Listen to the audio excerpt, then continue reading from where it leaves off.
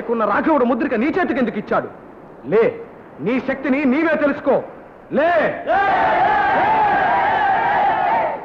శ్రీఆంజనేయం ప్రసన్నాంజనేయం ప్రభానేయకాయం ప్రకీర్తిప్రదాయం భజే వాయుపుత్రం భజే వానగాత్రం భజేహం పవిత్రం భజే సూర్యమిత్రం భజే రుద్రరూపం భజేహం భజే